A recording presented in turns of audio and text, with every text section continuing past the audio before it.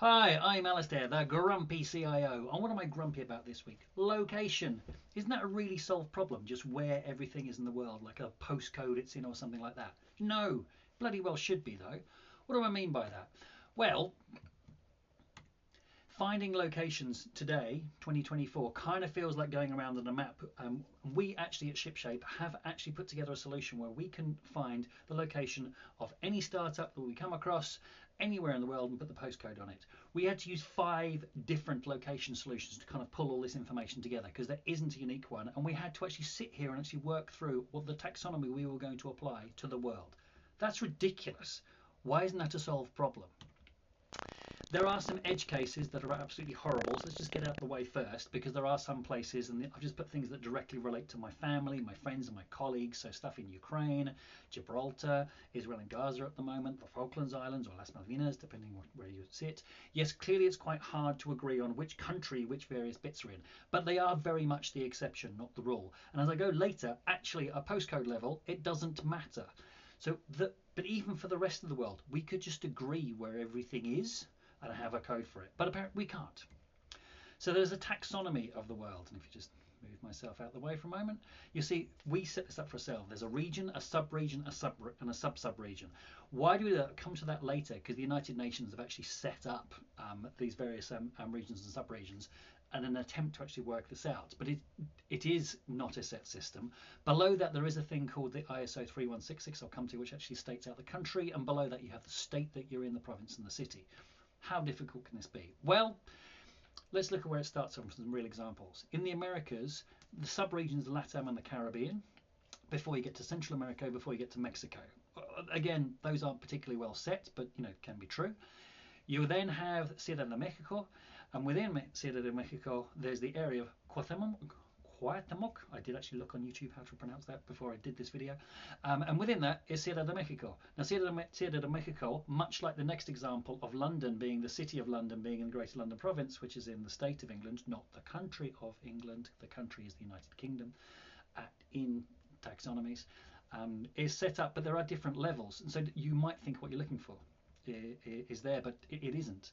Then you look, is there a sub-region for everything and a sub-sub-region? Well, the United Kingdom is actually in the sub-region of Northern Europe, but there is actually no sub-sub-region for that. So there's just different sets of levels in taxonomies as well.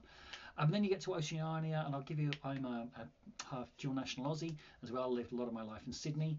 It's just nuts. The city of Sydney is sometimes put at a province level, but it's sometimes actually put at the city level below it. But sometimes areas within Sydney are put at the city level. So the Rocks, for those who've been on there, or Darling Harbour is actually listed as a city with a specific postcode within it, within a taxonomy of Australia, and they're all actually under the postcode 2000. So that's just ridiculous and stupid. There is nothing agreed on this. The next thing is we have this thing called ISO 3166, where at least we have agreement on what the countries are in the world. We have a 2-letter code for everything, except we don't, because sometimes it's a 3-letter code, and even then you've got to agree what it is. This is the number of parties involved in actually agreeing the country codes of the world. There are 9 voting members. The Association Française de Normalisation, the American, the British, the German, the Japanese, the Australian get their own one, Kenyan gets its own vote, China gets a vote, and Sweden gets a vote. Bit of a random group of countries, to be honest, but like they are countries that have associations which agree on what countries should be. There's also people who actually have a kind of sit-in on this and go, can they have little interest, like the Postal Union? They probably want to know. The Atomic Energy Union, like they're saying, wherever we've got to agree where the bloody nuclear power station is. Like, I don't really care if it's politically fraught. Like, we need to know where the uranium's going. So there are people who have interest in this, but simply agreeing on what a country is, on what its 2 or 3-letter country code it can be, requires an agency with that many voting members, and they still can't agree with themselves. You then have what regions are things in, and I'm showing on a page something that is actually on a United Nations website, which actually breaks up the regions of the world into regions, sub-regions and sub-sub-regions. This is actually something they do. It's related to the M49 standard, which again is different from the ISO 3166 standard. If you notice on this, the ISO 3166 standard, which has a 2-letter code, is actually here they're using the 3-letter code. We can't even agree on that. And then again, there's a different code altogether, which is called M49.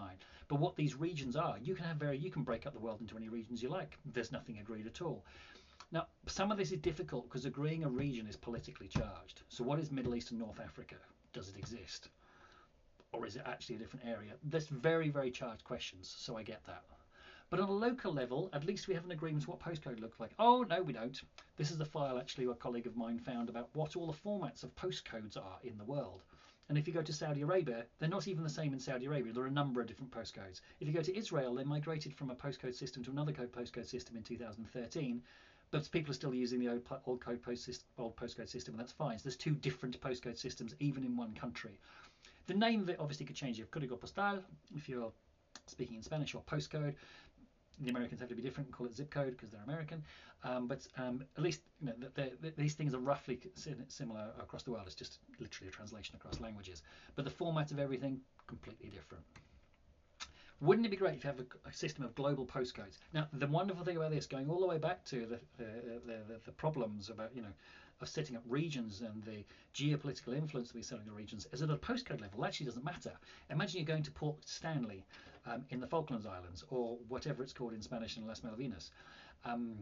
You can disagree on which country it's in. You could disagree on what it's called. You could disagree on the country that it's in, what it's called. But actually, you could still just have a postcode. It's just that code. So the Amazon delivery driver goes, I really don't care, like I've just got to get this, but and I know what the code is and where to go. There is obviously another system, what 3 words, which already exists, and there's just geolocation, exact latitude and longitude geolocation, but they're actually not very useful concepts, apart from certain use cases where you need to know exactly where to send the ambulance. A postcode is a useful smallest block of the world to break things up into, and it actually doesn't have to be politically tense. We're just completely crap at doing it. So here you go. Here's a video about some interesting history. Thank you for watching. I'm Alistair, the CIO of shipshape.vc. We help you find the money you need. Yeah, I'm just quite passionate about clearing up crap data in the world. We can just have a global postcode system and it'll save us so much. The ISO maintenance agency can just pull it bloody socks out. Thank you for watching.